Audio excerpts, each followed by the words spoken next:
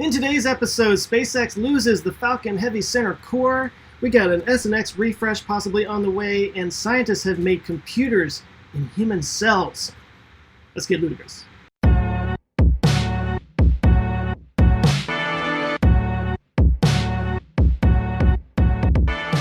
Hello and welcome to Our Ludicrous Future. This is the podcast where we talk about all the crazy cool technologies that are making today awesome to make the future totally ludicrous. Yeah, nice. Yeah, okay. Good. See, always wing it, I'm man. Joe Scott with the Answers with Joe YouTube channel. With me is Tim Dodd. Hey, it's me, Tim Dodd, the everyday astronaut from internet, and also we have Ben Sullins. What's up, guys? It's Ben Sullins from Teslanomics. How are you guys doing? Doubling down on the Z. Ben's like, Elon's got that weird accent from South Africa. I almost said America. From South Africa, that means I have to pronounce it that way. Yeah, well, and at the Falcon Heavy launch party, we lined up all the kids there to take a cool photo of hey, these are all the kids at the event or whatever, and we were like, say Tesla, and I was like, say Tesla, and they all did it.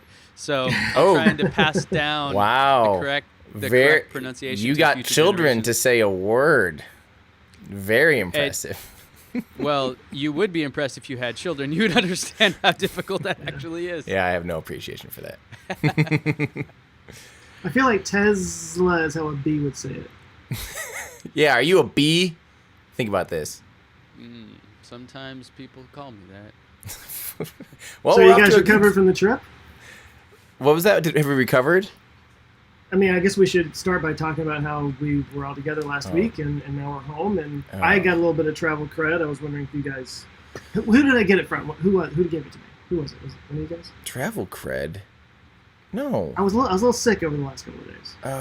Oh, is that travel cred? That's what we're calling it these days? Crud. Oh, I thought you said credentials. Yeah, no, I traveled. Sure. I now have a terrible cold. Tim's like, credentials? Do I need to call Elon again? No. It's just the airports, man. You always get sick. Joe and I both got super stuck in Orlando, and I almost got pushed back. I was supposed to fly out. What was that? Sunday? Yeah, Sunday at 4. It got pushed to Sunday night. Then it got pushed to Monday morning at 6 a.m. Then it got pushed to Monday afternoon. All of a sudden, I woke up those Sunday night in the middle of the night, checked my app, and said Wednesday. They're going to push me back to Wednesday. I'm like, no, no, you're not. How is that even possible? It was no, I'm just going to drive, actually. At this point. That thought crossed my mind. I'm like, I'll just rent a car. For real. That was insane. But luckily, they got me home. I just had to fly into a different airport and do all that dumb stuff. But I'm home. Joe's home. Joe, you had the same thing? So I went Monday morning. My second flight, luckily, was not delayed or anything. But when I got there to the airport Monday morning... Okay, so I was just there the day before, right? And so I go over to where the security area was, having tons of deja vu, and this lady, this TSA agent, just starts yelling at me, like, no, and I'm like, oh my God, what? I'm like, this is a security line, right? And she didn't even point this out. I had to figure it out myself. She was just yelling at me, and I looked, and it was like like in A Christmas Story where the guy's like, the line ends here, it begins there, right? And it's 2 miles away. So no, I look, and it's I can't even see the end of the security line. It just stretched all the way across the airport. Oh, God. And I was like, are you kidding? I was there 2 hours early, and I thought I was going to miss my flight. Do you not have TSA pre-check? I don't fly that much. So no. And I'm on the terrorist watch list, so no. But, after that, no. It just kind of... Yeah. But no, you can still go buy guns, though. Right? Yeah. But no, the line actually did not take as long as I had thought it would. But I think there were just so many canceled flights the day before. And apparently somebody said that Monday is when all the people that come for Disney head out because they spent the weekend there or something. That makes sense. So it was, extra But bad. at least I got out. That's nuts. Well, we're all back. Most of us survived the trip, except for one. Sorry, Falcon Heavy. Yeah. For those of you that don't know, Although SpaceX had an absolutely flawless mission with the Falcon Heavy, the payload, of course, the most important thing is the payload got exactly where it needs to be. The side core boosters landed back at land. The center core broke records by landing 1,000 kilometers downrange, 600 miles downrange. Absolute bullseye landing. And then on the way home, it tipped over. Ugh. The center core can't catch a break because think about it. The demo mission of Falcon Heavy, the center core is the one that they lost too. It just apparently really didn't light up its engine on time due to running out of TTEB apparently, which I still don't quite get that explanation. It doesn't really make sense. It's like a quantifiable thing. They should know exactly how much TTEB. Like it, I don't get how it could have ran out. That's the TTEB is the fluid that they use to start the turbo pumps. Like it's a pressurized hypergolic that as soon as they touch each other, actually it's it's hydrophilic or whatever. Anyway, it's hypergolic. As soon as they touch each other, they ignite and they can spin up the preburner, get the pumps flowing, and then they can start pumping in all the actual engine. That's how they light those engines. So I don't get how much TTEB the vehicle is going to use. It was doing about the same thing as a normal Falcon 9 in the first one. The center core just ran out. I don't know if it was having a harder time starting or something, and they didn't account for that or what. But anyway, this time they nailed the landing. They absolutely nailed it. Bullseye landing, even though it was even way further downrange, which is just crazy. Those guys are figuring that stuff out like nuts. But then on the way back, it tipped over, and it broke in half. And I've got some pictures. I didn't realize it broke in half. Yeah, let me show you. We now have photographs. The first thing I read was that they lost it. It was lost at sea. Then it turned into this. Yeah. Man. Yeah. So this was last night. Stephen Marr, Space Coast Steve, on Twitter, took pictures of it as it came into port last night, just after midnight, around midnight. And it literally sheared. I can't tell if it happened to break perfectly in half or I can't quite tell if it broke perfectly in half or if they once it's kind of broken in half, they went and cut it up. Or what, but here it is on the deck of Course I Still Love You, the autonomous spaceport drone ship. For those of you that are listening to this, basically where that black line normally ends for the first stage, how it kind of goes from black to white, there's that sharp gradient. Right there, it's just a clean cut, and there's nothing after that. You're just looking at the bottom half. And did they not get the top half too, or is that so? What happened? Else? Most likely, here's some other pictures from my friend Michael Seeley on Twitter. Most likely, it just tipped over on the deck, and the core and all that stuff stayed there because that's the center of gravity and center of mass. And then the top, when it hit the deck, the just kind of broke off and went into the ocean.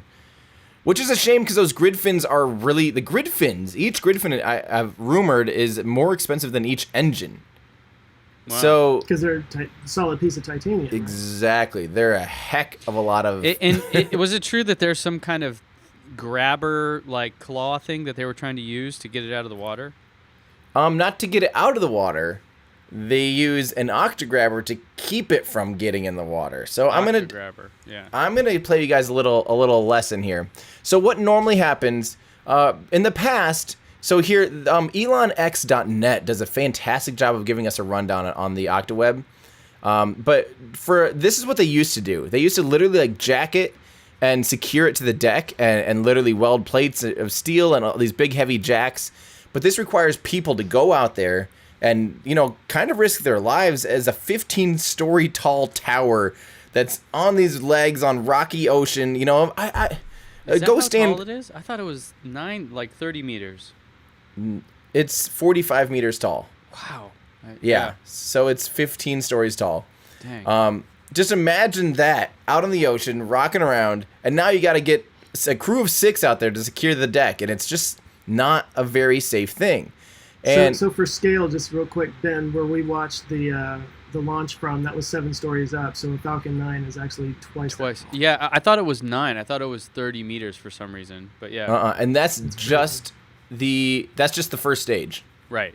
Don't forget, there's another 25 meters on top of that or whatever. Yeah, it's huge. It's 70 meters tall when it's all up, but 45 meters tall is the first stage. So I actually have this all pulled up here. This is what happens. Hang on, I'm gonna just mute this. So this is one of the one mission they before they had any way to secure it. It was dancing around on the deck like this. Oh my And God. so you can pretty much picture this is exactly what the Falcon Heavy center core did. This one they were able to get it back after the rough seas. This particular one, I think that was JC Sat 16 or something like that. I don't remember the exact mission.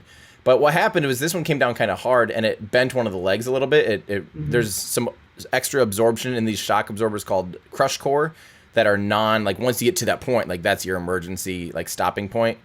And so it was basically a tripod, an unstable tripod. And so it's dancing around the deck like this. And we can pretty much imagine that's exactly what the Falcon Heavy center core did. Although all four legs probably were perfectly fine, it was really rough seas, like 3-meter tall waves, over 10-foot tall waves, big swells.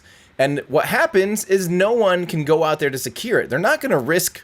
No piece of engineering is worth risking 6 people's lives, right? Let's keep that absolutely first and foremost.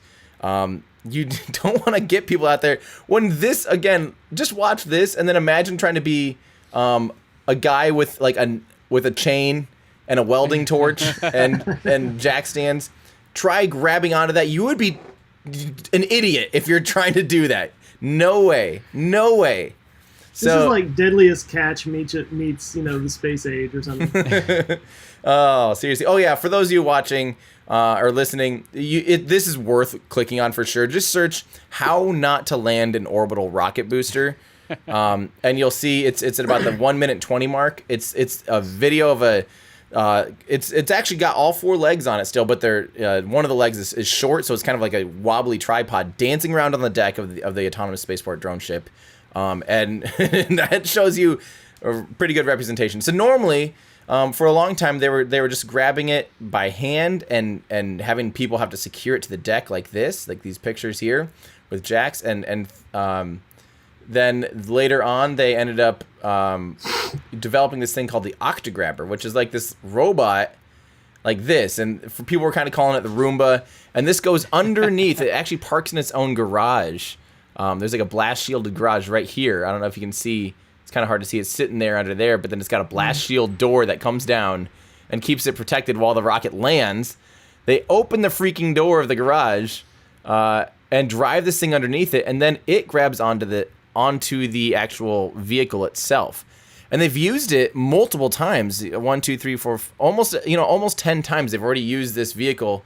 Or this Octograbber to grab onto the vehicle. And all it does is it's just heavy. It's really heavy. So it lowers the center of gravity even more to make sure that, that the vehicle doesn't do that, and so it doesn't run around. And it's just a big, heavy thing. And so unfortunately, guys, they hadn't made changes necessary to this yet to make it grab onto the Falcon Heavy center core, because the center core with the Falcon Heavy is slightly different than the OctaWeb on a Falcon 9. Like the mount clamps, because normally, think about a Falcon Heavy has to mount onto 2 other Falcon 9 cores, basically, or Falcon Heavy cores. So it's different than a standard Falcon 9. And therefore, its mount clamps and the way that this machine would grab onto it is factually different. And I'm gonna stop sharing here quick, and I'm gonna find Elon. I did ask Elon about this, and we got the answer to it. Basically, they weren't ready in time, unfortunately. Where was that here? But they want to have the Octograbber, ready to do that, but unfortunately, they just didn't have it ready in time for this mission, which is really, really unfortunate because it's so stinking sad. Let's see. I do want to find this thing. Where was that? What day was that? Who knows? Elon's been tweeting a ton lately. But what are you guys' thoughts on this? It's really a shame, but yeah. Okay, so explain this to me. The Octograbber, the Roomba, it rolls out. So the core lands. Octograbber goes and goes over there underneath it. It plays that music too. It does, yeah. I wish. I don't know why I picked the cantina scene, but anyway. And then it reaches up and it grabs it. But what's it grabbed onto? It's just heavy. Gravity. Yeah. It's just heavy. It's just heavy. So the vehicle empty is probably about 20 tons. And when it lands on the deck is about 20 tons. We could assume this thing could easily be 20 tons. and it's got a lot more surface area. It has those big tank treads, and all that. Those 20 tons are on the ground basically. They're really low center of gravity. Center of mass down to the bottom instead of up top, so it's doing this thing. Exactly. Yeah. Exactly. So that makes sense. This begs a bazillion why don't they justs, right? And we actually got a bazillion why don't they just. Hang on, I really do want to find that. I'm still looking for that tweet from Elon.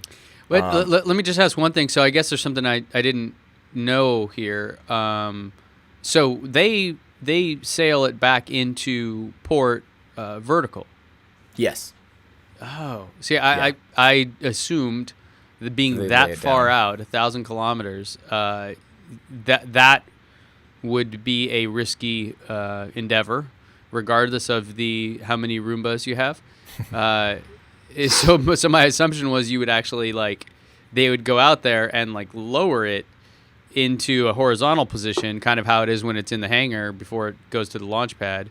That way, I guess a lot of those the securing of it wouldn't be nearly as big of a feat. Right. But I guess it's not how they do it. So if you think about normally that requires a pretty big crane and all. So first off, this is the first core they've ever lost like this. They've never actually, in all the recoveries, they've recovered 30 drones, or probably somewhere between 15 and 20 at sea. I don't remember how many it is, but a good number of cores they've brought in from sea. And this is the first one that's ever tipped over. And there were some extenuating circumstances here. There was some really bad weather along the coast, and but the swells were exceptionally high. Fair enough, but you're in the middle of the ocean. I would just you should just assume that, I would imagine, right? Personally, if I'm looking at a problem like this, it's the ocean. It's almost like wind. You can't really, you can try to predict it, but you really don't know until you send your balloons up and measure it or whatever, right?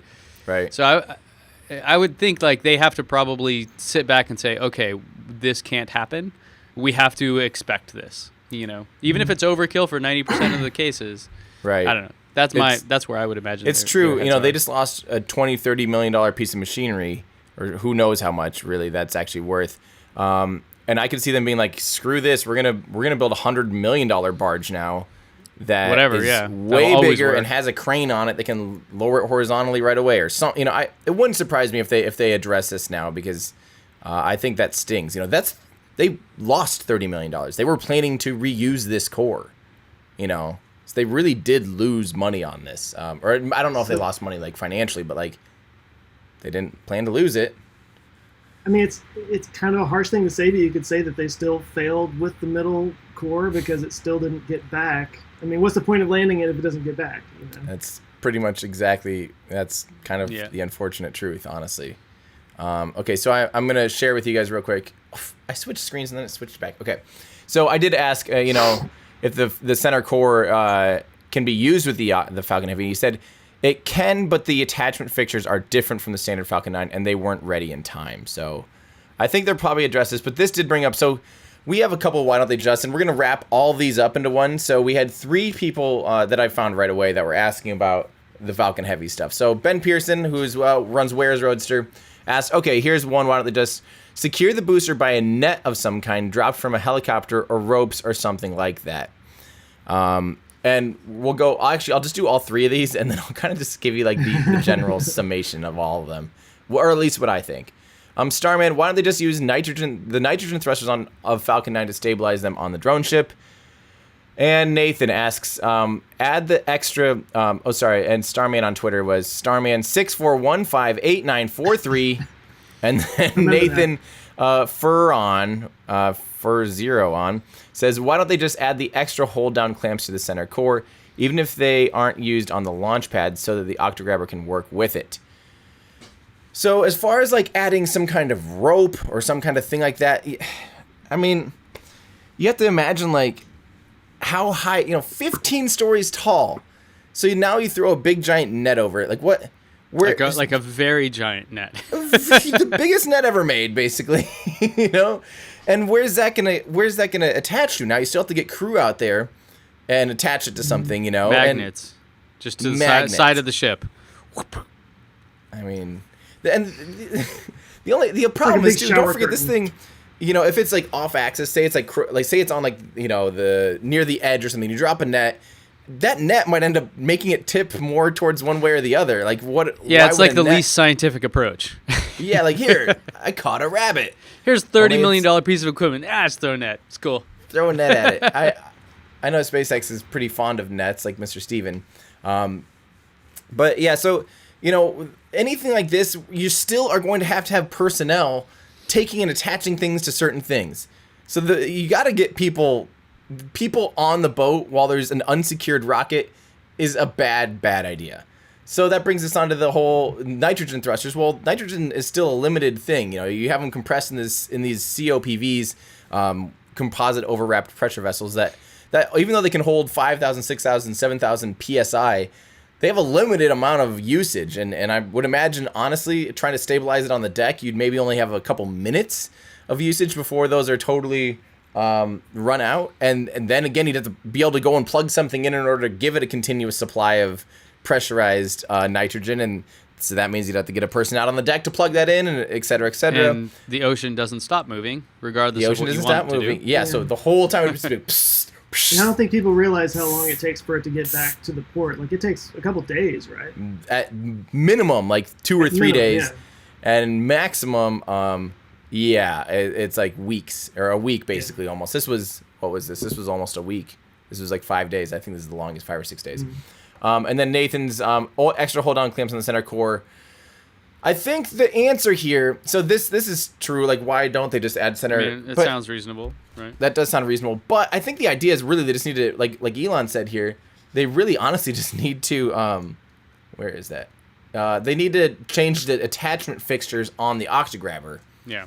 Per mission. So if it's the Falcon Heavy, they just need to swap out fixtures and make it so that it can grab onto the core. I think Octograbber is the answer. I think Octograbber's a great solution.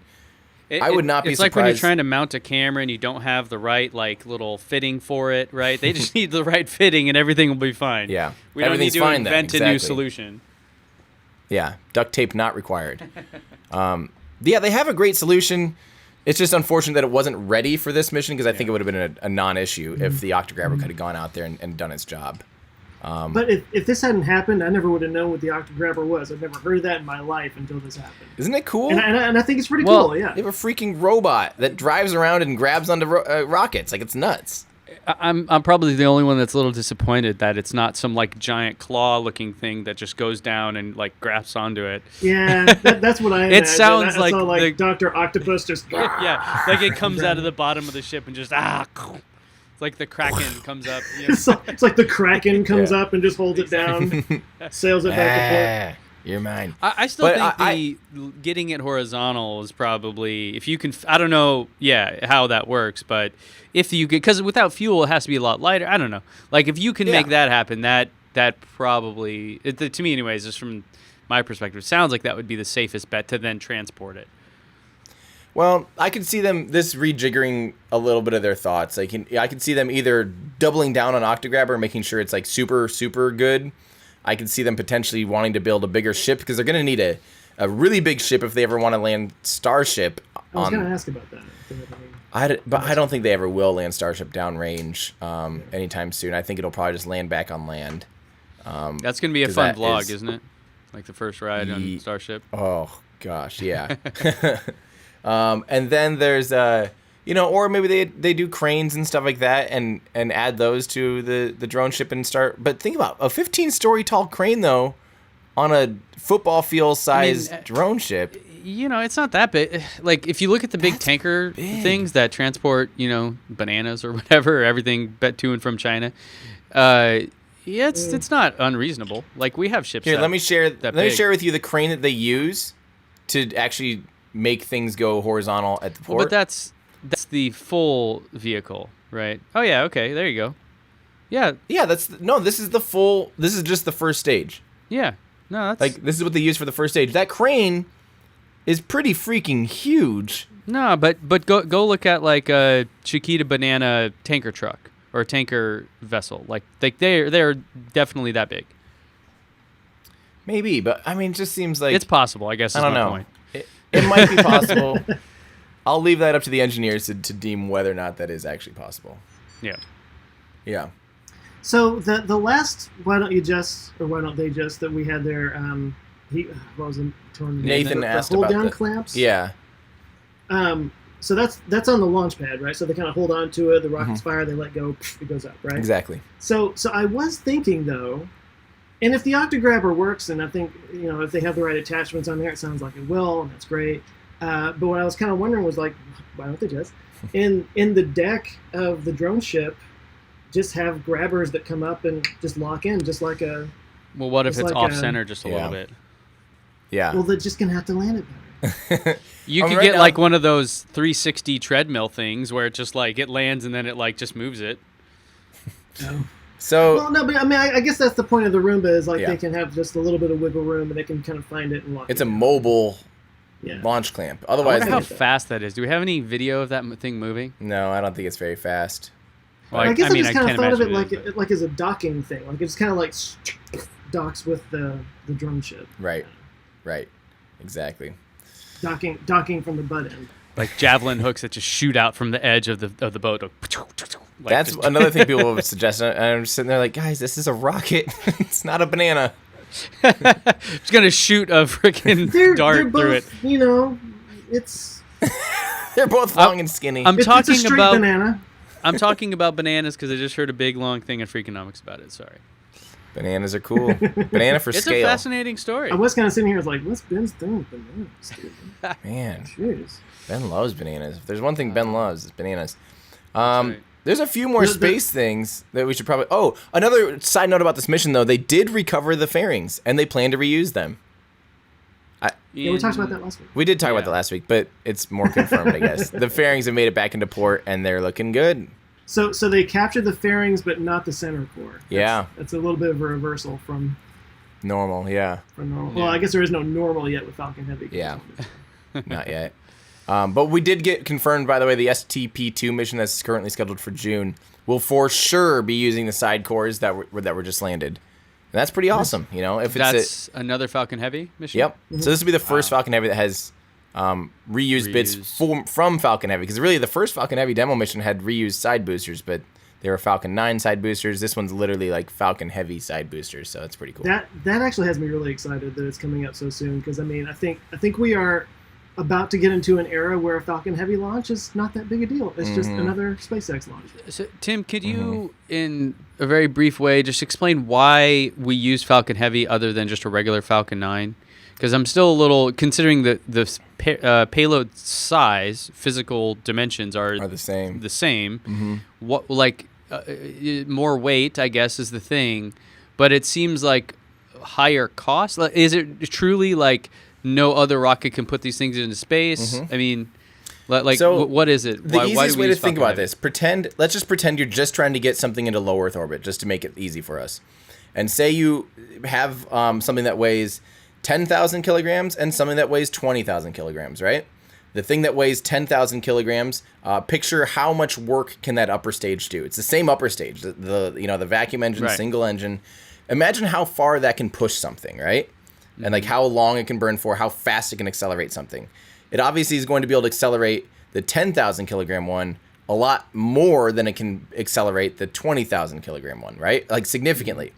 So we can start there. We can almost work backwards. So now we know, okay, the upper stage can do, we'll just make up numbers, can do 3 kilometers per second of delta V with the 10,000 and 1,000 kilometers per second with the 20,000 thing. So now the rest of the rocket has to make up for that. Has to be able to accelerate it the extra amount that would normally, that was required of the upper stage. So that means because it has to be traveling at a specific speed and trajectory to get into a successful orbit, right? Yeah, it needs to be about 7.5 I think it said kilometers per second. 7.5 meters per second.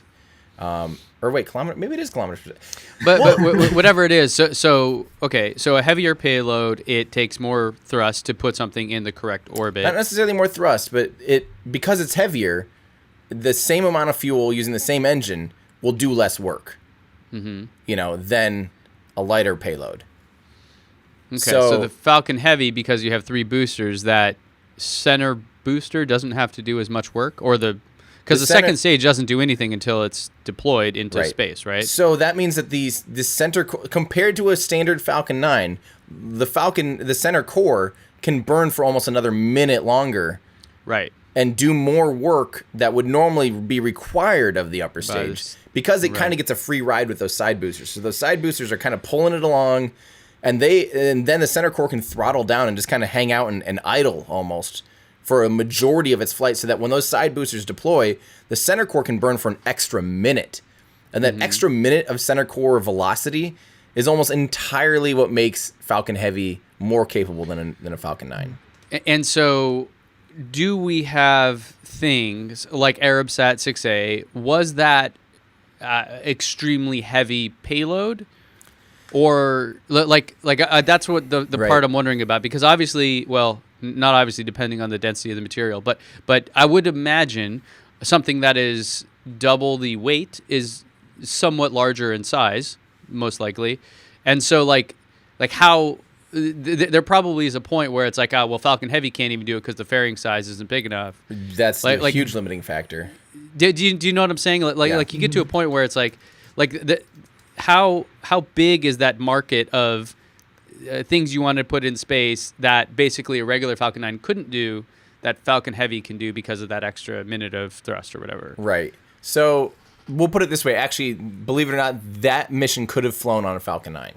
Okay. Even potentially recoverable. But they didn't just put it into a standard geostationary transfer orbit. They put it into they gave it some extra loving, and that made it so it'll get out to geostationary orbit a lot quicker, like months quicker.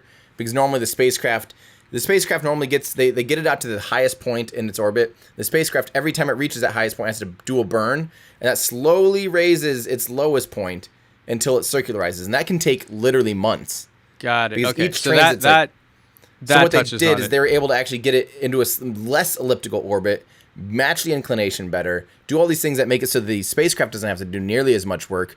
And but normally this mission was weird because it was really lightweight and could have flown on a Falcon 9. But the Falcon Heavy in general can lift a lot heavier payloads, or more importantly, it could take something like, for instance, a Falcon 9 can get a Crew Dragon capsule to, we'll make up a number, 500 kilometers.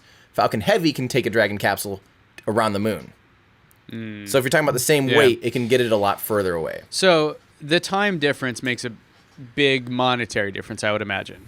Yeah, and especially, unfortunately, this payload was like 3 years late.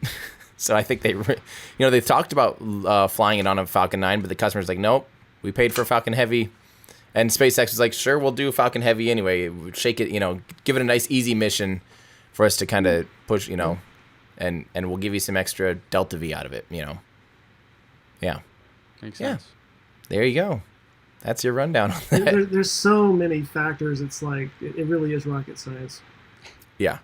It is. I mean, it's just nuts. The people I would love to see actually how they do that, how they calculate it. Like, who says, like, this is this much and goes to here, here's what it's going to take, and here's what we can do with this vehicle. Like, that is cool stuff. Well, I mean, now we have really nice computers that can manage all that stuff. But back in the Apollo era, and it was like human beings with slide rules.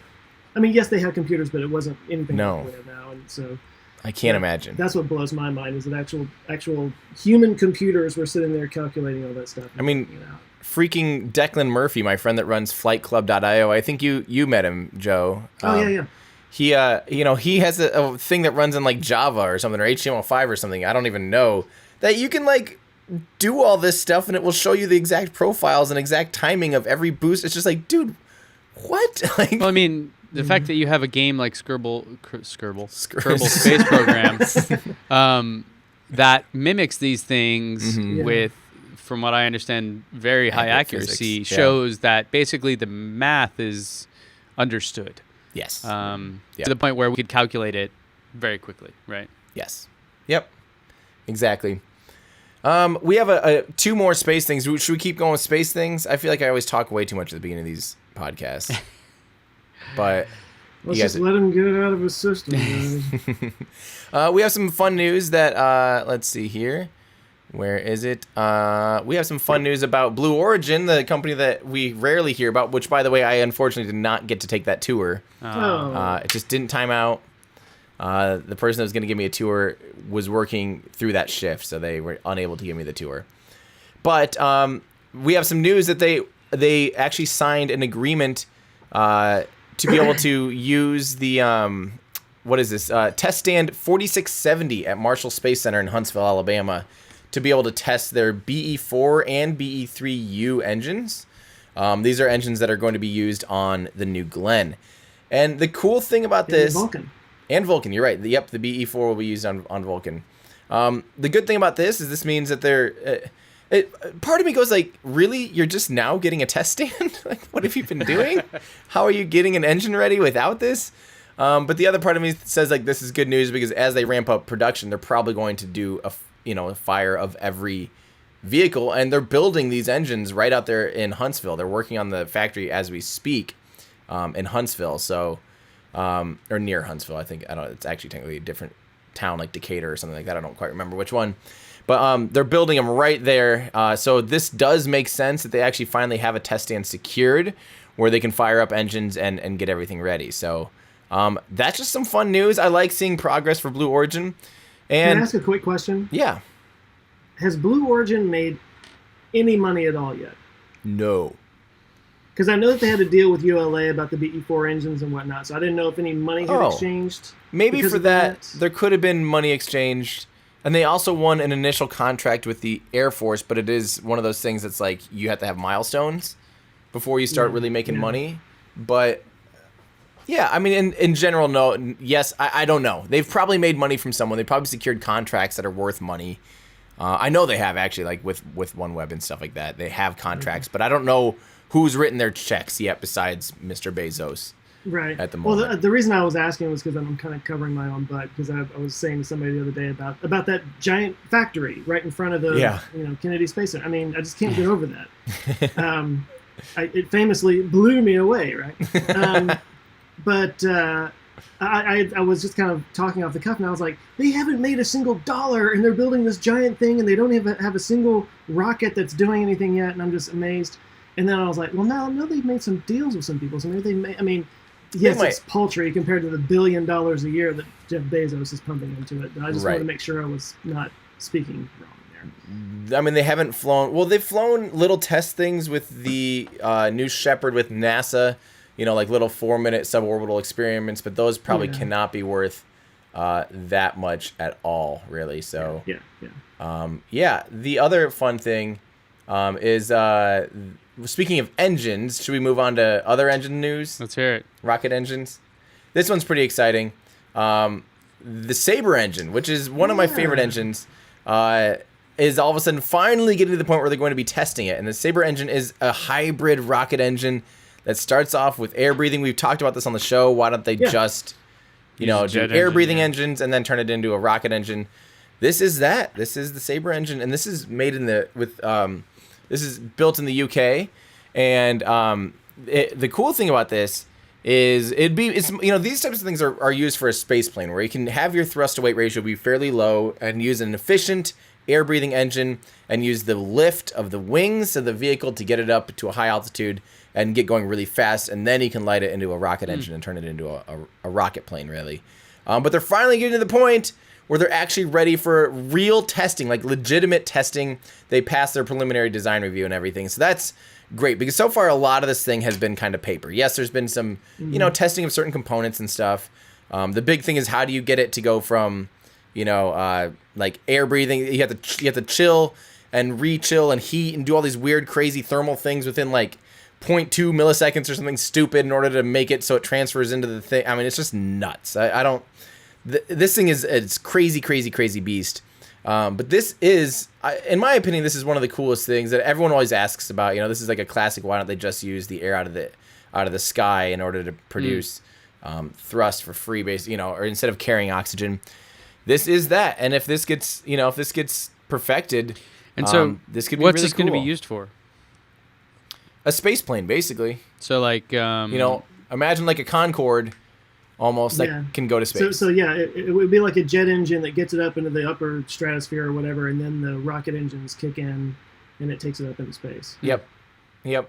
But there we go. 1,000 K temperature drop in 1/20th of a second. Yes. Can you imagine Wow. that? That would be stressful on most materials, I imagine. Yes, and stressful on the engineers having to develop that. But this is a really, really cool thing. I'm a big fan of this, but it's been in this stage, this stage for like 20 years or something. So I've always been like, kind of skeptical. Like, yeah, I would love for this to happen. Nuclear fusion. Yeah, exactly. Solid state batteries. Like, there's nothing physically that just says like you can't do this. It's one of those things that fundamentally totally makes sense. And yes, I hope that it works out. That's of course, but yeah, we're finally getting to the point where it might actually be getting ready to do some stuff, and we'll see some progress, and we'll potentially see it. The hard part is then you still got to design the vehicle. The Skylon is the prime example of the space plane they want to make, but that's still 10, 15 years out in my opinion, because that's a whole. I have this video about why SSTOs suck, and people always like quote like, well, what about the Skylon? It's like, the Skylon, okay, yes, you can get it into space, but you still have to bring it back down from space, and we know how hard that is. Look at Starship, and look at the space shuttle. Look at capsules that have ablative heat shields. Look at how punishing coming back down from space is. And then tell me that that's going to be easy. It's not. Yeah. And now your entire vehicle has to be coated in this stuff, or whatever you're going to do for reentry. So it'll be interesting, but I love it. I do love it. This would be a game changer that would make an SSTO possible. Speaking of space planes, this is one of those cases where I saw a headline and didn't bother to read the article, so I don't know what the story was about. But what's the deal with the Dream Chaser? What's the deal with the Dream Chaser? So that one... Is this the thing you hang inside of your car? Yes. That's the thing you hang above your bed to keep the bad spirits away. So let me show you, Ben, you've probably never seen this because you don't see things. It's like a mini space shuttle. It's a mini space shuttle. It's actually a really, really old design. I'm retired, guys. I don't do. Yeah. Come on. So this is by Sierra Nevada. Sierra Nevada. They actually won. They were trying to get the commercial crew contract that Boeing and SpaceX won. Originally, this was a crew vessel. They did not win. They were not selected for that. You can see this one has windows. That's because they still do want to put people on it someday. Mm-hmm. But for now, they did win the commercial resupply contract number 2. That SpaceX and currently it's SpaceX and Northrop Grumman. Northrop Grumman just launched yesterday with an Antares and a Cygnus capsule, finalizing their round 1 of commercial resupply missions. So congrats to Northrop Grumman, previously Orbital ATK. But this will be flying. They will be flying with the round 2 of commercial resupply contracts, alongside with the SpaceX will probably be using Crew Dragon or Dragon 2 cargo version. For most of they might still use a couple version 1 for the commercial resupply 2, but they plan to use the 2s, I think, and then Northrop Grumman will keep using the Cygnus capsule, so they will be a third player, and we'll see another vehicle. Maybe that's what I saw the headline was about, but I'm not sure. And this will launch on top of an Atlas V, and I think the wings for that had to fold up dihedrally, so like get closer in. Kind of touch just the tips will touch. Sorry, I just wanted to say just the tips. And they'll kind of fold in, and then they have to fit it inside of a fairing, because otherwise having that weird aerodynamic thing at the nose of a rocket is kind of scary. So it's actually in a fairing. I believe so. I better double check that. Could you imagine if it was human, people were flying in it, and you're like inside of a fairing, inside of this thing? They wouldn't have allowed it, actually. That might be one of the biggest reasons why it wasn't selected to carry people at first, and I don't know how they would get around that. I don't know what their plan is for that, because unless you plan to abort the whole fairing, which you can do. Soyuz does that. Soyuz capsules inside of a fairing. You can pull the whole fairing off of a vehicle with an abort system. We just need to change the laws, and then we're good. What? The laws of physics? No. The laws like saying don't do that. It's not that simple, Ben. If Mark Watney can take off from the surface of Mars with just a tarp over his head. In a convertible. Yeah. So this is, here's like look at that. So did they just paint it to look like the space shuttle? Because it's using similar materials as a space shuttle, actually. I don't see tiles, though. it might not be tiles. I don't actually know too much about their heat shield material, but Yeah. there's physics typically dictates this stuff, and you don't in space flight. You honestly don't really paint things to look like something. You just do what makes sense, Yeah. Right. That's what I'm saying. Like, it kind of looks like they were going for that, but I'm not like. There probably is a reason, right? Yeah. There's always a reason for everything with these things. But it's cool. I like this vehicle, and I really, I think it'll be cool to see land. But the big thing I think with Crew too is you say you do abort with it, you have to use the wings. It doesn't have like a parachute system, so it just doesn't make a ton of sense for Crew. I don't think. Yeah. Yeah, unless they have a cool way of still deploying aborting out of the fairing, then it drops out. But what if the wings are damaged? Like maybe it still has chutes or something. I don't know. I don't know. It kills me how concerned we are now about abort systems when the space shuttle totally didn't have anything like that for all 30 those years. Yeah. And we see how that worked out, I guess, but yeah. I just find it interesting. I think we are at kind of peak, like, scaredy catness almost, like very, like, we're very concerned about crew safety, which is fine, but yeah, I would like to see us take one step backwards. Like, there can be a little risk involved. Like, this is a scary thing. You're going to space. You're going 10 times faster than a bullet. There's going to be some risk. I guess we're past the steely-eyed rocket man stage, and we're more now into, like, let's send scientists up there. And yeah. Well, that's true. And people. Pop stars, yeah. That's true. Well, can we move on to some other new vehicle designs? Since yes, please. I'm tired of talking. New vehicle designs. Tim, could you share your screen possibly? I'm working on it, jerk. Sorry. Well, for those of you watching, you're seeing it. For those of you listening, we have some new information about a Tesla Model S and X refresh. First off, if you guys don't know, because I don't know why I've been getting this question a lot, like, what is the Tesla Model S? The Model S is the sedan, the larger version of the sedan, and the Model X is the SUV version, although it's kind of a smaller SUV if you think of like American-style SUVs. It's still huge. I just drove it around for a week. It was a boat. I mean, you're used to driving a very small car, so it's not a tiny car. It's a normal car. That it's SUV big enough to Europe. land a Falcon 9 core on. Exactly. Okay. Thanks, Joe. Sure. Okay, so the Model S and the Model X are the more premium versions of Teslas, you could say. The Model S is the sedan, the Model X is the crossover SUV.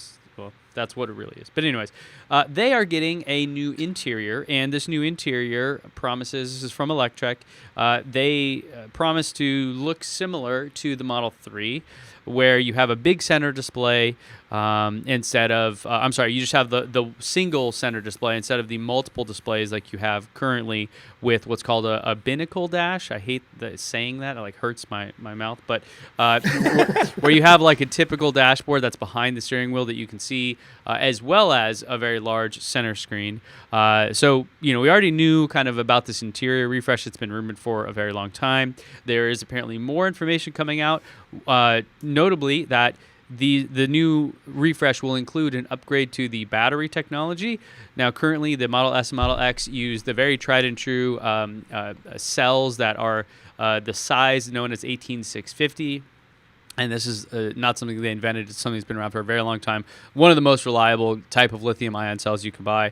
But they've upgraded that, or they changed the form factor and a little bit of the chemistry, I believe, for the Model 3 with a new battery cell called the 2170. And for a lot of people, in fact, I think we had a why don't they just put those in the Model S and X, because they appear to offer better battery, like lifespan, essentially, like better durability, as well as some faster charging rates, including... You're talking about the new one? Yeah, the 2170 cells, including the 250 kilowatt charging speed, which if you were to think of it, that if you had a car if you had a big enough battery, that could add 1,000 miles of driving range in 1 hour. So in 5 minutes, you can get about 70 or so miles. of range added with the new 250 kilowatt charging speeds. So all of this stuff is coming or is rumored to be coming now to the Model S and X, whereas before Elon has numerous times said that they will not be upgrading that. So, this is a leak, a report of, I don't know if you want to call it a rumor. Tesla has not commented on this. It's not official yet, but it's exciting. And I would say, it does make a lot of sense. Another thing, as I think Tim has on the screen here, is the CCS charging capability for the Model S and X, which if you don't live in the United States and don't use a supercharger, CCS is a very common standard used throughout the rest of the world for high DC fast charging is what it's known as. So kind of like level 3 charging speeds. And so that's common. That's already in the Model 3, I believe, in Europe and Asia. And it sounds like it's coming to the Model S and X as well. Because currently it's not. Correct. S and X in Europe? You have, I believe you do have a different adapter for the S and X, and you have a CHAdeMO adapter and different like things you can do, but it's not built into the charger like it is for the Model 3, where it's just like native. Plugs in, because the superchargers, I think some of the newer superchargers in Europe have CCS charging, which is a standard. So like other electric vehicles do have those as well. It's not Tesla's own proprietary system that they've designed. Crazy. What do you think about this, Joe? Did you see this coming? I mean, they're going to have to do something. I really think the S and the X are slipping behind. They're almost becoming afterthoughts, especially as the Y starts to come online. Something else that was in that article, and Ben, you didn't say anything about it, but I'm curious if you know more in the back of your head brain, about Project Raven. They mentioned Project Raven. It's like a next generation electric motor that they're working on. No, I didn't pick up on that. It just kind of like mentions it in an article or in a paragraph. I'll pull that up real quick here again. Electrek talked about this a week ago or so, but it's talking about a motor upgrade that are more similar to the motors that are in the 3, which are those permanent magnet motors. But they're also the key difference between them. One is the Model 3 has what's known as a reluctance motor. Oh, here we go. Yep. And the Model S and X have what's known as an induction motor, essentially. Okay. Yeah, permanent magnets for reluctance system. But there's something else into it. It's like a single something. It's like a Sharpie. I forget what they call it. But yeah, there's that's very interesting. So I guess I can comment. I don't know about Project Raven, but I can comment a little bit about the difference between the motors. And this, basically comes from watching Jason Fensky at Engineering Explained. He's really good. Oh my God, it's amazing. Watch his channel. He's really good. Yeah. So one of the differences is that, and actually, we have some guys here in San Diego at a company called EV West who do these like aftermarket conversions to electric vehicles, and it's fascinating stuff. They do really, really cool work. And I talked to them a little bit about it. They think the reluctance style motor is the best motor that you can get. Now, there are some challenges with it, and they believe that you can overcome that with software. And I think we've seen a little bit of this with the Model 3 already, with that over-the-air update that gave us a 5% power boost, as well as some of us got added range. So that motor, I think, that style of motor is the like best one you can get right now and for the foreseeable future.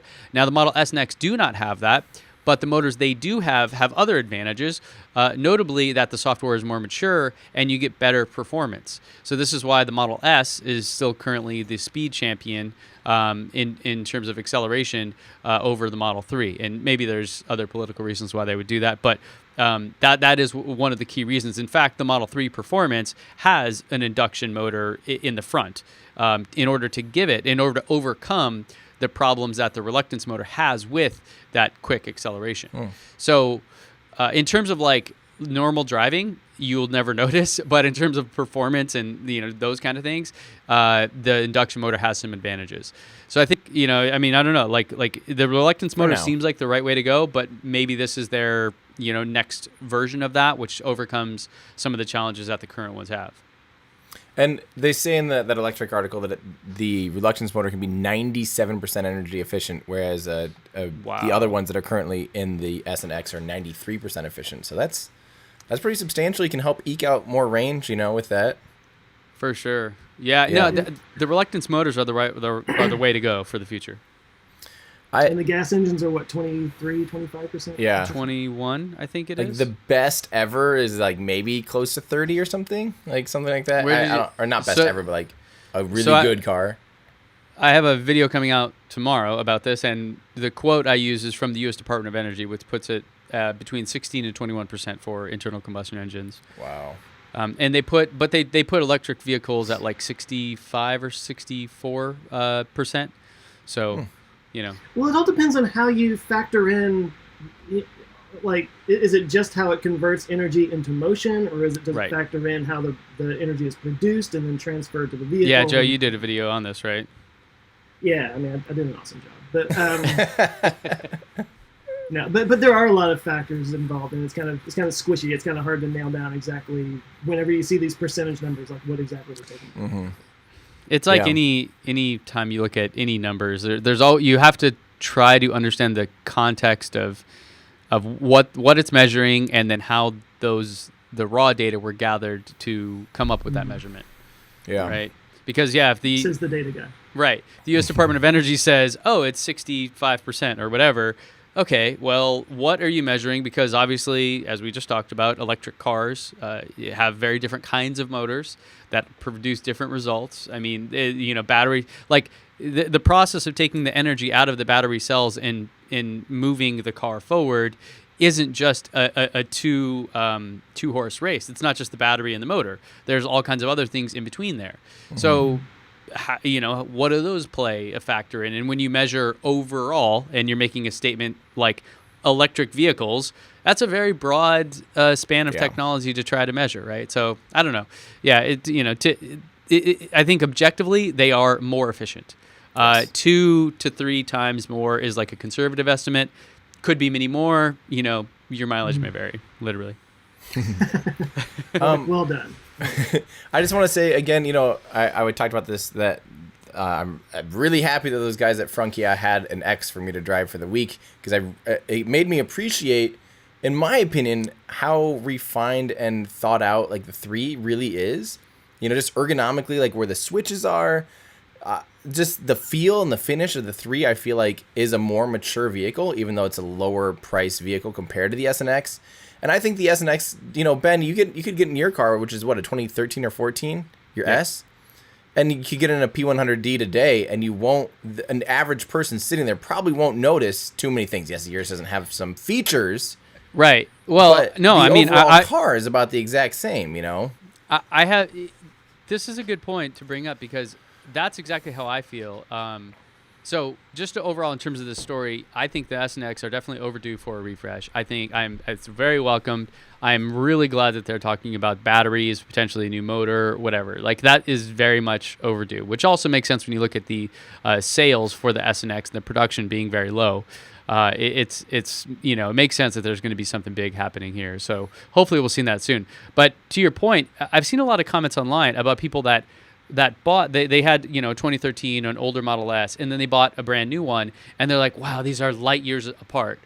I disagree with that, and I say that I've had my Teslas for a while now, and I've driven every one you could imagine, and I get in it, like, every now and then I'll have a rental for whatever reason. I'll get in a brand new or very much newer Model S, and I'm not blown away at all. I'm like, oh, it's basically my exact car. Mm-hmm. Okay, yeah, it's faster. Autopilot is really cool. I actually still like Autopilot version 1.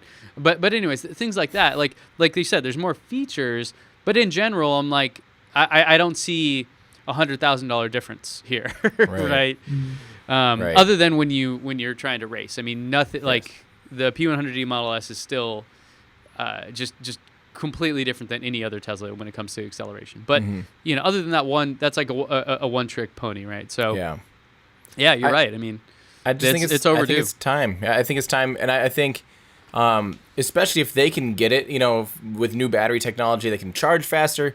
With new motors, they can help increase range and maybe a bigger battery pack altogether. Maybe they could fit a 125 in there now or something. That's right. I think it mentioned that in the article as well. But I mean, I think we're all kind of expecting that, really. If they can cross the 400-mile barrier or 600-kilometer barrier, game over. They will. They will, full blown. Sure. Now, there's something else to be said about this, that I know that so many people, the Model 3 is amazing and this is new and it's exciting and there's, I don't want to take away from that at all.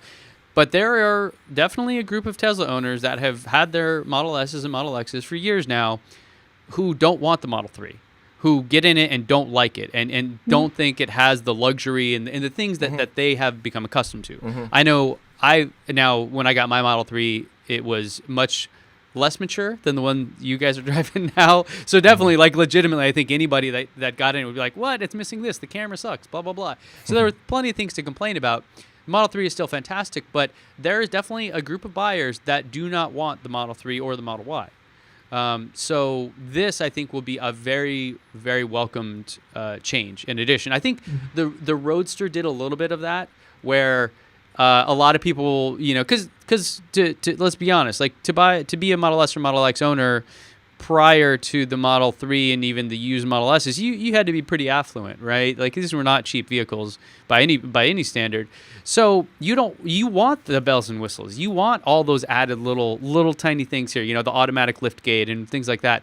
So when the Roadster came out, I think people were like, it was a refreshing, like, oh, yes, Tesla is still doing that crazy over the top stuff that, like, is what I wanted. The Model 3, just doesn't have a lot of that by design.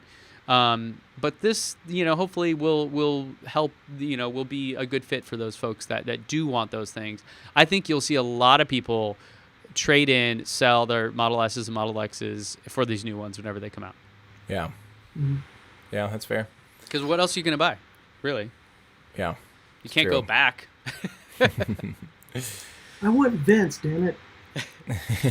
I think the Porsche Taycan might be cool. That might be the only, like, real competitor here, but I don't even know if they're making it or what's going on with it. So yeah, I just really hope that a four-seater? The Taycan? I think so. I don't know. And by the way, is it Taycan? Is it Taycan? Is it Taycan? Is it Bob? I've heard it so many different ways. Is it Porsche or Porsche? I mean, they'll always have problems. They actually released a video on that, so officially it's Porsche, but not that I'm one to pronounce things, how they want me to, but it is weird because so it's a German company, but these names are what? Panamera. Right? Yeah, they sound very Spanish. Carrera, that means race. It literally means, like, a race car is auto de carrera. So, okay. So is it Spanish? Like Lamborghini is an Italian company, but all the brands are named after Spanish bulls from famous bullfights. What? Sure. Because their logo is a bull, right? You look at these things, you're just like, what? Yeah, so who the hell knows? Yeah. Say it how you want to say it. Just, give them the money and they're happy. Nothing else matters. Yeah. Well, could I do a little mini rant? Yes, Joe rants. I can't wait to get it. I want to. So this is inspired by Fully Charged, and what Robert has been talking about on his channel, and I feel like this needs to be discussed a little bit more because it's disgusting to me. The whole self-charging car thing. Are y'all familiar with solar? this? No. Self-charging car. I don't get it. No. All right, so y'all haven't heard about it. So let me put this out there because apparently this is confusing some people. It's confusing me already. Perpetual motion inside of Yeah, well, that's what they make it sound like, right? Well, so Toyota, and I talked about this in my hydrogen video, they have never embraced electric. The RAV4 was like a compliance vehicle that they just did to, made by Tesla rules and stuff. Well, there you go. But so they've always been hydrogen. I'm not anti-hydrogen, which is like anti-matter, but I'm more anti-helium.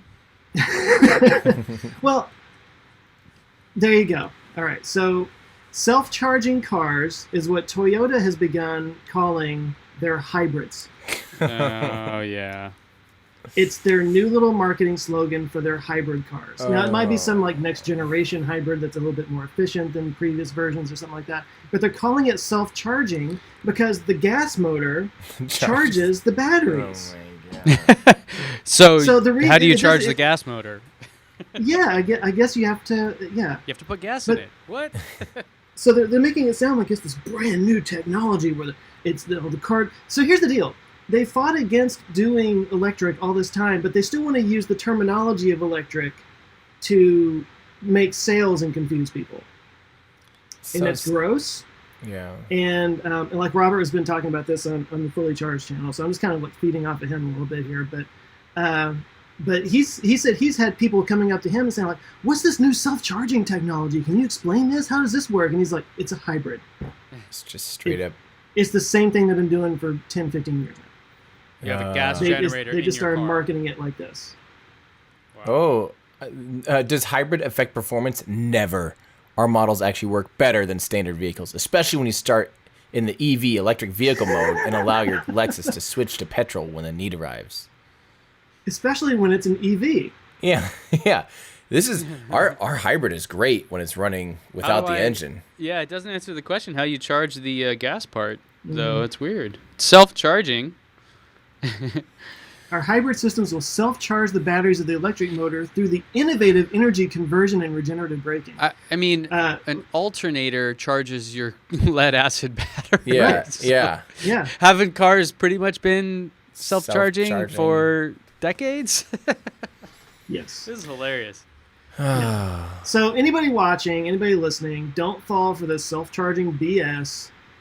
It is literally just a hybrid car that they've been doing for the last 10, 15 years.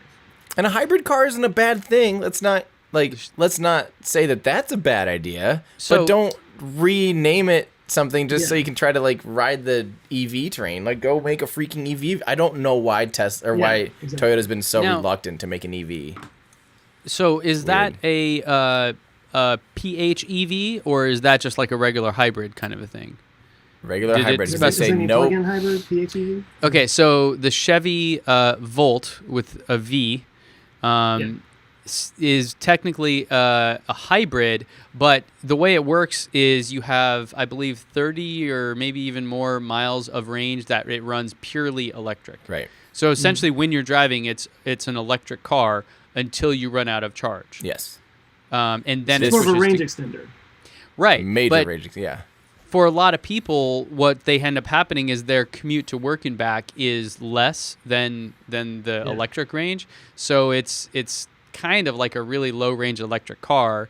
But then if you need to hop on a road trip, you can do that, and it's normally convenient like a gas car. Mm-hmm. So are they saying with this one that it actually runs on electric, or because like the Priuses, I think they only ran on electric under like 10 miles an hour or something, right? Yeah. Like all- a regular hybrid, I don't believe can go a normal freeway depends. speed. Like the hybrid Accord has a really unique system where it's primarily an electric motor, and that actually acts as your not as your differential, but it acts as your torque converter. So it actually physically runs purely electric up to like 50 or 60 miles an hour, and at which point it couples with the engine and will start spinning with the. It's really weird. So it works almost as your torque converter. So it is always basically driving the wheels. But this Toyota thing, according to them, no plug-in required. Unlike electric cars or plug-in hybrids, you'll never have to connect a Lexus hybrid to a power socket. They're self-charging and always ready to go. You got to plug it into the gas pump. Yeah. Yeah. That sounds so misleading. They're self-charging and always ready to go. Like that just sounds like you're ready. Marketing. This goes back to Elon's statements about how much Tesla cares about their vehicles and how they're made. Like everybody cares deeply about everything in terms of how it's made and how it's designed, whereas other car companies, their cars are made by the marketing and finance departments to basically squeeze as much profit and lie as much as you can to make something sound new and exciting. Can I just say one little? I mean, this is sort of off topic, but not really. Just a little bit, sort of, but not really. But kind of. Anyway, when I was in Florida and I had my Toyota You were in Corolla that I Florida? rented, Sorry. I was in Florida. I wasn't a hologram. So, okay, the car that I had before the car that I have now was a turbo diesel Volkswagen Jetta, and it got insane gas mileage. That's why I got it. And I had it for a very long time. But it got like almost 600 miles to Tank. to a tank of gas or diesel, whatever. So that I was used to that kind of range on my car back then. And so now I've got the Model 3, and it gets now like 325, which is like sort of almost half of what I used to get, So like I was kind of thinking about this sort of range hit that I've taken since I've gotten it. As happy as I am with the car, But then I got into the Toyota while I was down there, and this isn't a slam on Toyota. I'm just saying, like, the thing was filled up to the top, and the little thing on the dashboard, it had 370 miles before it needed to be filled up. And I was like, that's 50 miles more than I'm getting in my electric car. Right. Yeah. And I'm kind of putting this out as a question because it's been so long that I've had this like long range diesel car, and now I've got this electric. But like, is that around average for a car to get like 350, 400 for a Corolla? miles? That seems low. That's about right. I think between 300 and 400 is like pretty normal for a normal car. Yeah. So in my mind, all this time, I've always thought that my Model 3 got like far less than most cars get, gas cars get. No. But it sounds like it's not that much different. Really. I'm just skewed by my previous experience with the diesel. I think that's obscene. 600 miles on a tank is nuts. And it was awesome. But the big thing is, the difference obviously is if you're really road tripping and you're going 300 miles in a petrol car and 300 miles in an electric car, you're going to be sitting at a charging station a lot longer than you would a gas That's station. the big difference, right? That's the big difference. Yeah. And speaking of that, I thought about something. When we get up to these 250 kilowatt hour chargers, and if you can really top off in like 15 minutes, or get to your next destination, that actually is almost bad for me because a lot of times when I stop, I like stop and get out and we'll sit at a sit down restaurant where I need like 30 or 40 minutes, to eat. And like what's gonna happen? I don't want to incur like charging, So am I going to leave the table and go unplug and move the car because it's done before I'm done eating? Why do they have to do it so fast? But it is kind of. What are they thinking? What are they thinking? Here's where it really will make a difference. When you don't have a place to plug in your car on a regular basis, you don't have a house or garage or a convenient place at your work or whatever, and every week you need to go charge up. That is where that to me, that's my guess of who is really going to benefit the most. Because you're right. I mean, with 300 and change miles of driving on a single charge, I mean, unless you're going a long distance, in which case fly, like you kind of need a 30-minute break, really. Right. Because how long does it take you to go 300 miles? Like it's several hours, right? It's not like 4 hours at best, basically. Yeah. Yeah. Yeah. No, I agree. Now, since we're on the topic of ranting about things, have you guys seen and this is related? So 5G, we've not talked about 5G at all. I know it's kind of outside of some of our realms, but it's coming. It's all the hype and all the rage right now in the tech world. And AT&T, or at least the marketing team for AT&T, has taken it upon themselves to relabel 4G LTE as 5GE. As in, I saw that on my phone when I was in Florida, and I didn't know what that was. Oh, okay. So it, I believe it stands for 5G evolution, and some of the technologies that are being used when your phone says that are the similar technologies that will be used in 5G, but the speed is the exact same. It is just a relabeling of 4G LTE, 5GE. That I hate that I kind of believe stuff. To the point, similar vein of the it's wrong, because the idea is then, I imagine, from AT&T's standpoint, that, if we do this, we can say we're the first to have it. Right. And then people will think of us as the 5G leader. Yeah. I mean, I don't know. I don't know if there's a worse company out there than AT&T. Comcast. Fair enough, but aren't they the same? Aren't they owned by probably the same five people? I don't know. Yes. Man, I can't believe they're doing that. I can believe it. But no, I did see that on my phone when I was in Florida, and I was kind of like, is this the 5G? So is Florida more advanced than where I'm from? Yes. Don't be fooled, people. There is no publicly available 5G right now. Because aren't they actually still even working on the standard for 5G? Like, isn't it still like it's because it's like an IEEE standard type of thing where it's like we has to have this kind of like USB-C. Right. It's a protocol. Well, and have they even finished that end of it?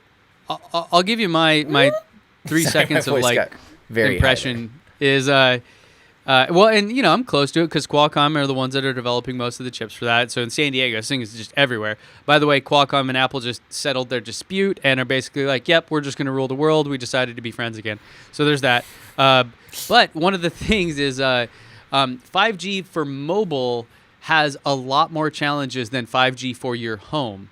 So everything I've read points to you will get basically a wireless internet service in your home. Because your home doesn't travel at 80 miles an hour in a car, right? So it's very easy, or a lot of the challenges with mobile are not, present when you have home internet. So I'm very excited about that. San Diego is listed as one of them. I believe there are 4 or 5 markets that actually AT&T, ironically, is the one offering it. So I believe some of that stuff is out there. But for the mobile stuff, so the fetus-like understanding I have of this is that 5G is going to be, in order for it to work, it's a higher frequency band. And the problem with higher frequencies is they don't travel as far, nor do they travel as well, like through concrete and things like that. Mm-hmm. So in order for your phone to really do it, you have to have a lot more infrastructure in place. And that's why mobile, as far as I understand, is still going to be, for at least wide adoption, still going to be a few years away. However, your home doesn't have nearly as many of those problems, and so that we'll probably see much sooner. Mm-hmm. Mm-hmm. Yeah, and I guess that higher frequency is why people are worried about health problems caused by it. I get questions all the time about 5G, and I've spent no time researching it yet. So there's some really good. Eventually, I'm going to need to do a video about it, but. Yeah, there's some really good videos out there. Of any new technology, people are afraid of it. Yeah, Wi-Fi. Well, that's true, right? The radio will rot your ears. The TV will ruin your eyes. The internet will rot. But I've your done brain. no research. I just want to make that clear. We just operate in that assumption, Joe. You don't have to say that. Yeah. We know, Joe. We've seen your videos. So to that point about the higher frequency thing, like I got Verizon for my phone. Because where I live is very kind of like canyons and hills and stuff, and they actually operate with older equipment, which runs at a lower frequency and travels much further. Mm-hmm. That's why the Verizon network is like more prevalent. Is not because it's like more advanced; it's because it's less advanced. Lower frequency, yeah. Yeah. Whereas T-Mobile and some of these other guys have the newer stuff that operates at higher, which will give you higher speeds when you have a good connection, when it's possible. Yeah. Mm-hmm. So that's why AM radio travels so much further than FM because it's like it can go around. Exactly. Yep. Exactly. Yep. And it's newer is not always better. No, just compromise. Different ways. Everything is a compromise. Like, especially in engineering, like you change one thing and it's going to change something else. Like yes, it can maybe do this better, but now it does this worse. Like that's just how physics tends to work. And you can make improvements, but yeah. Anytime you like make a change, it's going to do something else probably. Be more expensive, be harder to produce, harder to manufacture, et cetera, et cetera, et cetera.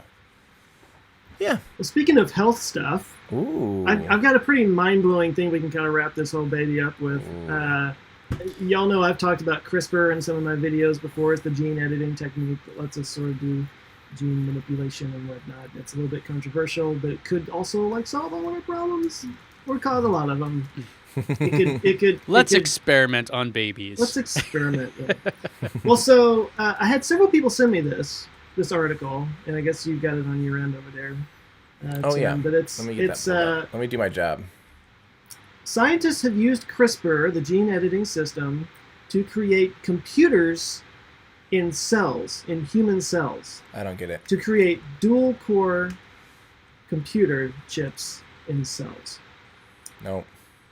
You don't have it? No, I mean, I have it. I'm just saying no. Okay. I'm just like, I don't like this. I just don't believe this is possible. This is gonna happen. I don't know what you're talking about. Excuse me. Joe, don't die just because I might have disagreed with you. It's the computer in my cells that are causing me to cry. So I'm going to just say right now, this is way the hell over my head. But I did do a video a long time ago on Moore's Law and how we could possibly transcend Moore's Law with new technologies and stuff. And one of those possible technologies was biological computers. And that's kind of what this is talking about here. But it's basically CRISPR uses this enzyme called Cas9 that goes through the DNA sequence, and it finds, you can program Cas9 to find a certain place, and it can cut there, and it can insert whatever you need it to insert there. So it's basically using this type of gene editing tool. It says they created a special version of Cas9 enzyme that can act as a processor, and it basically creates logic circuits using DNA by going through and inserting here and there, and you get inputs and outputs. And it says the special Cas9 instead reads the guide RNA as inputs, and in response expresses particular genes. So it in turn creates certain proteins as output. So these processors act like digital half-adders. Essentially, they can compare two inputs and two binary numbers and deliver two outputs. I'm clearly just reading the article at this point.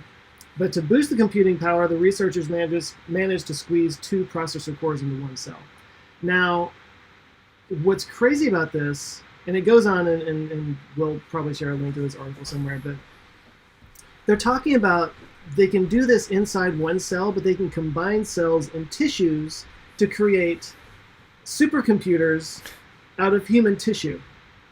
And create, like, they're actually talking about, like, supercomputer organs that can process just as fast as a regular computer. Jeez. Biologically. Why? What's the advantage of this versus making it out of, like, normal silicon or whatever? Because you can. No, I don't know. I mean, I think they may speak to it down here a little bit. This is actually just a really short article, but they're calling them computational organs.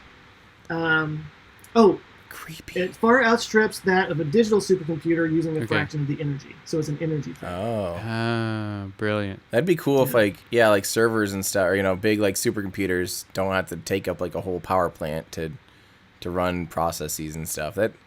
That's weird, though. Just thinking about it being alive. It's still just binary input, though, right? Yeah.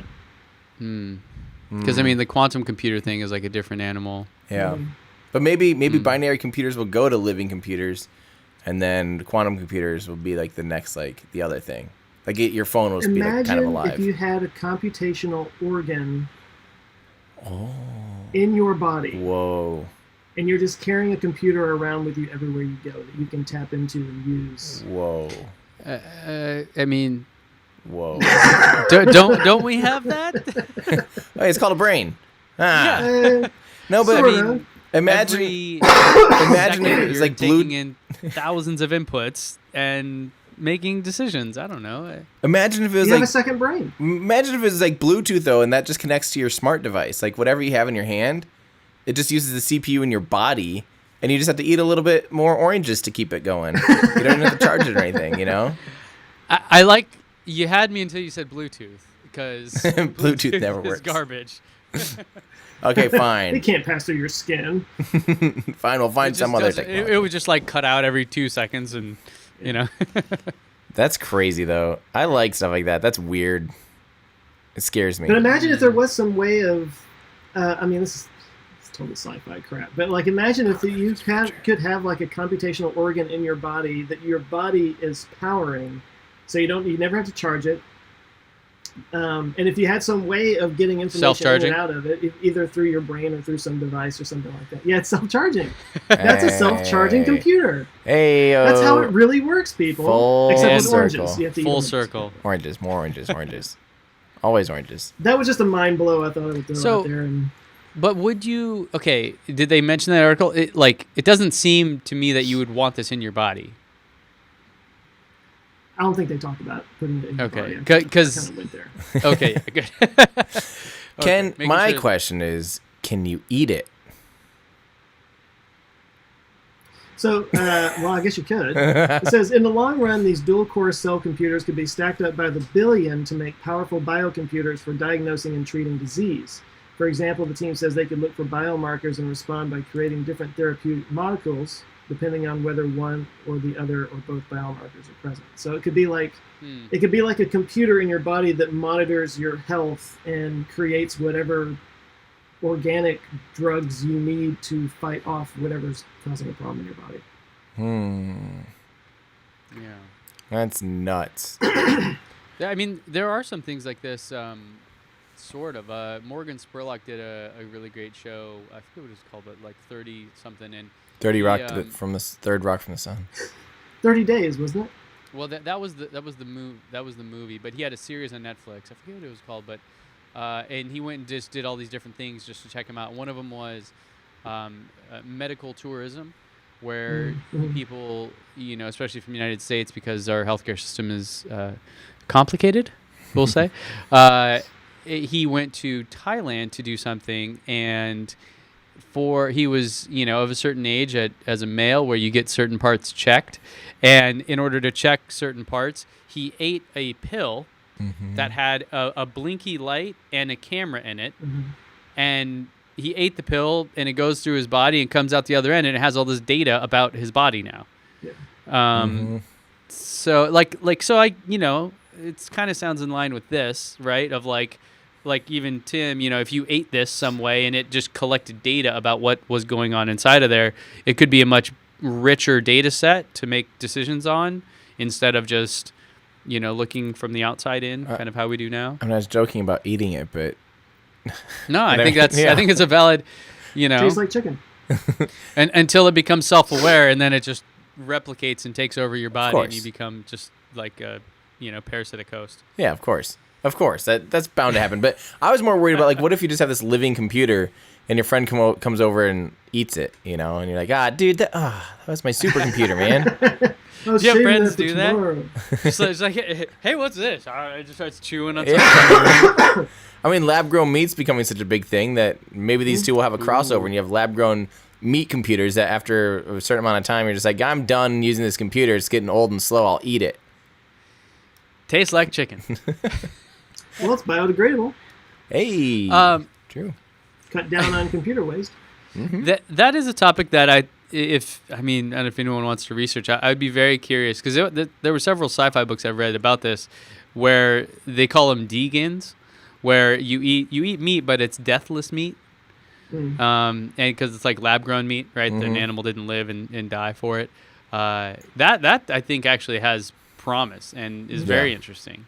Well, I definitely want to talk about that someday, again, after some research. But I love the concept of, like, imagine every restaurant just has, like, solar panels on top, and then, like, they just power the whatever it takes to grow lab-grown meat there, and, like, maybe a grow house for your food, and everything is, like, produced, like, micro house, You come up to a screen, you hit 3 buttons, and it grows a burger. That would be awesome. I mean, maybe they're cultivating for a while. But yeah, replicator. That'd be so cool. And yeah, and like think about how green that could be as opposed to raising an entire cow and feeding an entire cow for like years and then cutting it out open, Yeah. Then you enter, was it the post-resource economy, where you don't need resources because everything can just be created? 3D print the world. Now you're getting into like free energy, right? Like the gravitational wave thing, like somehow turning that into a nuclear turbine kind of a thing, where it's just, hey, it's just the universe's energy just floating around. We just harness that, so we have unlimited free energy. I think every city has somebody in their garage creating a free energy device. I mean, apparently Lexus has done it with their self-driving, self-charging. Self-charging, yeah. Oh, I think we hammered on that enough, huh? Should we get out of here and talk about what we're doing now that we're all back? We're all back in the stuff. Yeah.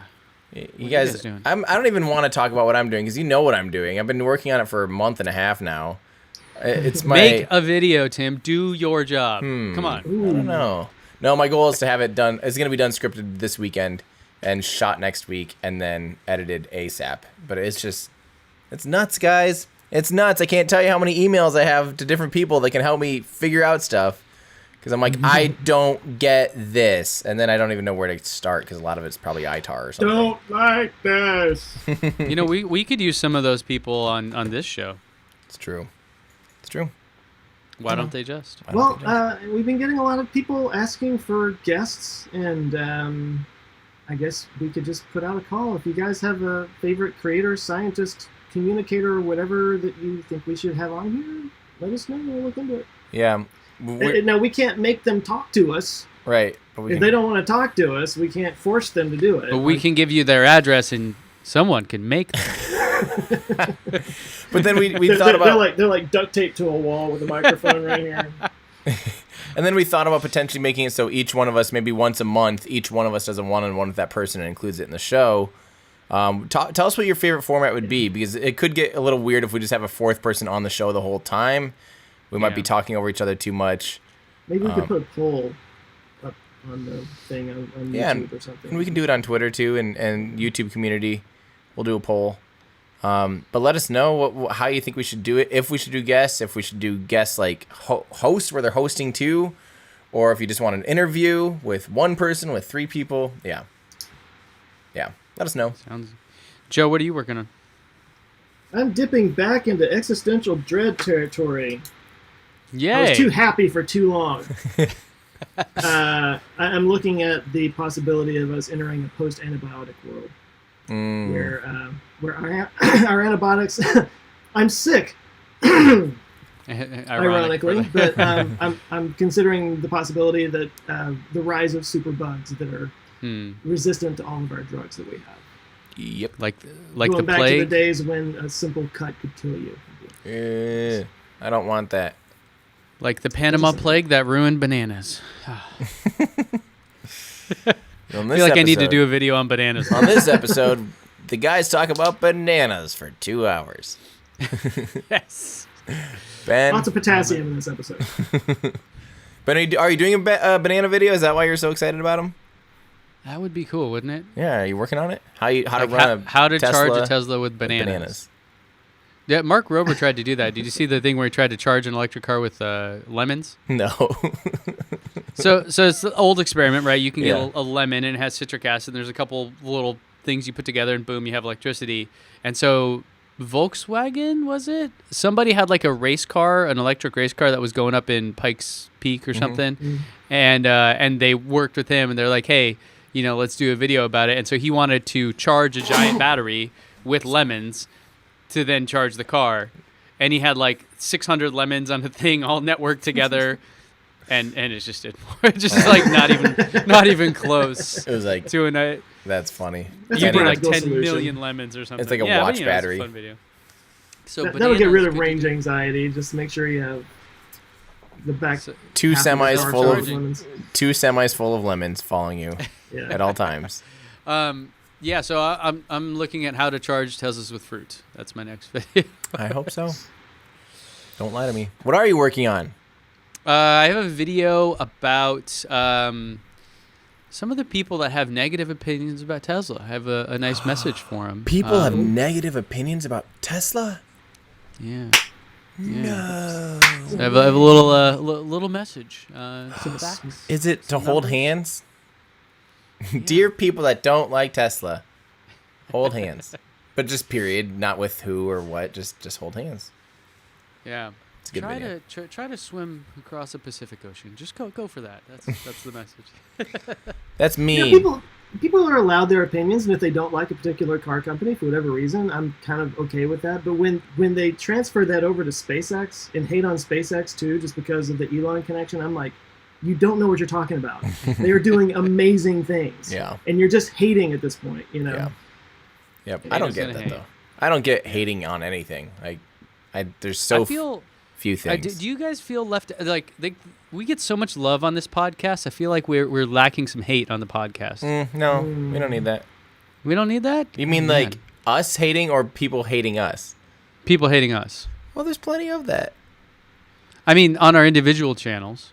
And on here? Yeah, there's some. I don't know. In general, though, actually, our community is super positive because I feel like it is mostly like fans of our channels. So that you're right. When I look through the comments of our videos, there's only usually 2 or 3 that make me cry. So yeah, it's pretty good.